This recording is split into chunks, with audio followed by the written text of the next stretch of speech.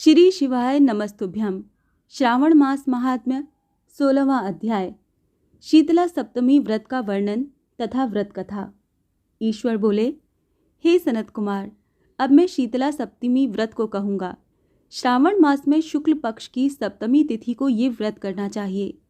सबसे पहले दीवार पर एक वापी का आकार बनाकर अशरीरी संज्ञक दिव्य रूप वाले 7 जल देवताओं, 2 बालकों से युक्त पुरुष संज्ञक नारी, एक घोड़ा, एक वृषभ तथा नर वाहन सहित एक पालकी भी उस पर बना दें। इसके बाद 16 उपचारों से 7 जल देवताओं की पूजा होनी चाहिए। इस व्रत के साधन में ककड़ी और दधी ओदन का नैवेद्य अर्पित करना चाहिए। उसके बाद नैवेद्य के पदार्थों में से ब्राह्मण को वायन देना चाहिए। इस प्रकार 7 वर्ष तक इस व्रत को करने के बाद उद्यापन करना चाहिए। इस व्रत में प्रत्येक वर्ष 7 सुवासिनियों को भोजन कराना चाहिए। जल देवताओं की प्रतिमाएं एक सुवर्ण पात्र में रखकर बालकों सहित एक दिन पहले सायंकाल में भक्ति पूर्वक उनकी पूजा करनी चाहिए। प्रातःकाल पहले ग्रह होम करके देवताओं के निमित्त चरु से होम करना चाहिए। जिसने पहले इस व्रत को किया और उसे जो फल प्राप्त हुआ उसे आप सुने। सौराष्ट्र देश में शोभन नामक एक नगर था। उसमें सभी धर्मों के प्रति निष्ठा रखने वाला एक साहूकार रहता था। उसने जल रहित एक अत्यंत निर्जन वन में बहुत पैसा खर्च करके शुभ तथा मनोहर सीढ़ियों से युक्त, पशुओं को जल पिलाने के लिए सरलता से उतरने चढ़ने योग्य, दृढ़ पत्थरों से बंधी हुई तथा लंबे समय तक टिकने वाली एक बावली बनवाई। उस बावली के चारों ओर थके राहगीरों के विश्राम के लिए अनेक प्रकार के वृक्षों से शोभायमान एक बाग लगवाया। लेकिन वो बावली सूखी ही रह गई और उसमें एक बूंद पानी नहीं आया। साहूकार सोचने लगा कि मेरा प्रयास व्यर्थ हो गया और व्यर्थ ही धन खर्च किया। इसी चिंता में विचार करता हुआ वो साहूकार रात में वहीं सो गया। तब रात्रि में उसके स्वप्न में जल देवता आए और उन्होंने कहा, हे धनद, जल के आने का उपाय तुम सुनो। यदि तुम लोगों के लिए आदर पूर्वक अपने पौत्र की बलि दो तो उसी समय तुम्हारी ये बावली जल से भर जाएगी। ये सपना देख साहूकार ने सुबह अपने पुत्र को बताया। उसके पुत्र का नाम द्रमिड़ था और वो भी धर्म कर्म में आस्था रखने वाला था। वो कहने लगा, आप मुझ जैसे पुत्र के पिता हैं। ये धर्म का कार्य है, इसमें आपको ज़्यादा विचार ही नहीं करना चाहिए। ये धर्म ही है जो स्थिर रहेगा और पुत्र आदि सब नश्वर हैं। अल्प मूल्य से महान वस्तु प्राप्त हो रही है, अतः ये क्रय अति दुर्लभ है। इसमें लाभ ही लाभ है। शीतांशु और चंडांशु ये मेरे 2 पुत्र हैं।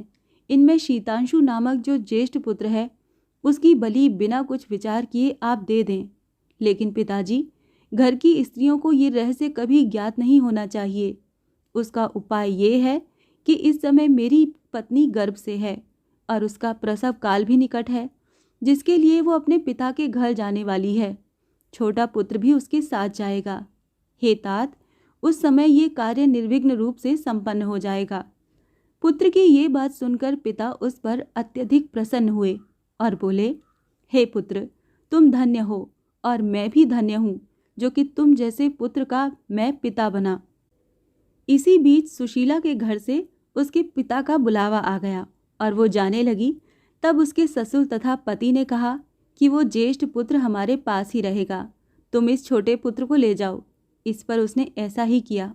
उसके चले जाने के बाद पिता पुत्र ने उस बालक के शरीर में तेल का लेप किया और उससे अच्छी प्रकार स्नान कराकर सुंदर वस्त्र और आभूषणों से अलंकृत करके पूर्वाषाढ़ा तथा शतभिषा नक्षत्र में उसे प्रसन्नतापूर्वक बावली के तट पर खड़ा किया और कहा कि बावली के जल देवता, इस बालक के बलिदान से आप प्रसन्न हो। उसी समय वो बावली अमृत तुल्य जल से भर गई। वो दोनों पिता पुत्र शोक व हर्ष से युक्त होकर घर की ओर चले गए। सुशीला ने अपने घर में तीसरे पुत्र को जन्म दिया और 3 महीने बाद अपने घर जाने को निकल पड़ी। मार्ग में आते समय वो बावली के पास पहुंची और उस बावली को जल से भरा हुआ देखा तो वो बहुत ही आश्चर्य में पड़ गई। उसने उस बावली में स्नान किया और कहने लगी कि मेरे ससुर का परिश्रम व धन का व्यय सफल हुआ। उस दिन श्रावण माह के शुक्ल पक्ष की सप्तमी तिथि थी और सुशीला ने शीतला सप्तमी नामक शुभ व्रत रखा हुआ था। उसने वहीं पर चावल पकाए और दही भी ले आई। इसके बाद जल देवताओं का विधिवत पूजन करके दही, भात तथा ककड़ी फल का नैवेद्य अर्पण किया तथा ब्राह्मणों को वायन देकर साथ के लोगों के साथ मिलकर उसी नैवेद्य अन्न का भोजन किया। उस स्थान से सुशीला का ग्राम 1 योजन की दूरी पर स्थित था। कुछ समय बाद वो सुंदर पालकी में बैठ दोनों पुत्रों के साथ वहां से चल पड़ी। तब वो जल देवता कहने लगे कि हमें इसका पुत्र जीवित करके इसे वापस करना चाहिए, क्योंकि इसने हमारा व्रत किया है। साथ ही ये उत्तम बुद्धि रखने वाली स्त्री है। इस व्रत के प्रभाव से इसे नूतन पुत्र देना चाहिए। पहले उत्पन्न पुत्र को यदि हम ग्रहण किए रह गए तब हमारी प्रसन्नता का फल ही क्या। आपस में ऐसा कहकर उन दयालु जल देवताओं ने बावली में से उसके पुत्र को बाहर निकालकर माता को दिखा दिया और फिर उसे विदा किया। बाहर निकलकर वो पुत्र माता माता पुकारता हुआ अपनी माता के पीछे दौड़ा। अपने पुत्र का शब्द सुनकर उसने पीछे मुड़कर देखा। वहां अपने पुत्र को देखकर वो मन ही मन बहुत चकित हुई। उसे अपनी गोद में बिठालकर उसने उसका माथा सूंघा, किंतु ये डर जाएगा, इस विचार से उसने पुत्र से कुछ नहीं कहा। वो अपने मन में सोचने लगी कि यदि इसे चोर उठा लाए तो ये आभूषणों से युक्त कैसे हो सकता है, और यदि पिशाचों ने इसे पकड़ लिया था तो दोबारा छोड़ क्यों दिया। घर में संबंधी जन तो चिंता की समुद्र में डूबे होंगे। इस प्रकार सुशीला सोचती हुई वो नगर के द्वार पर आ गई। तब लोग कहने लगे कि सुशीला आई है।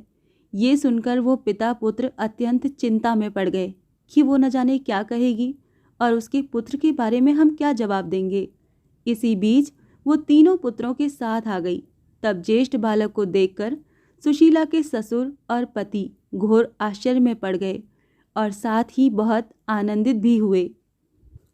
वो कहने लगे, हे शुचि स्मिते, तुमने कौन सा पुण्य कर्म किया अथवा व्रत किया था। हे भामिनी, तुम पतिव्रता हो, धन्य हो और पुण्यवती हो। इस शिशु को मरे हुए 2 माह बीत चुके हैं और तुमने इसे फिर से प्राप्त कर लिया, और वो बावली भी जल से परिपूर्ण है। तुम एक पुत्र के साथ अपने पिता के घर गई थी, लेकिन वापस तीनों पुत्रों के साथ आई हो। हे शुभ्रू, तुमने तो कुल का उद्धार कर दिया। हे शुभानने, मैं तुम्हारी कितनी प्रशंसा करूं। इस प्रकार ससुर ने उसकी प्रशंसा की। पति ने उसे प्रेम पूर्वक देखा और सास ने उसे आनंदित किया। उसके बाद उसने मार्ग के पुण्य का समस्त वृतांत सुनाया। अंत में उन सभी ने मनोवांछित सुखों का उपभोग करके बहुत आनंद प्राप्त किया। हे वत्स, मैंने इस शीतला सप्तमी व्रत को आपसे कह दिया है। इस व्रत में दधी, ओदन शीतल, ककड़ी का फल शीतल और बावली का जल भी शीतल होता है तथा इसके देवता भी शीतल होते हैं। अतः शीतला सप्तमी का व्रत करने वाले तीनों प्रकार के तापों के संताप से शीतल हो जाते हैं। इसी कारण से ये सप्तमी शीतला सप्तमी इस यथार्थ नाम वाली है।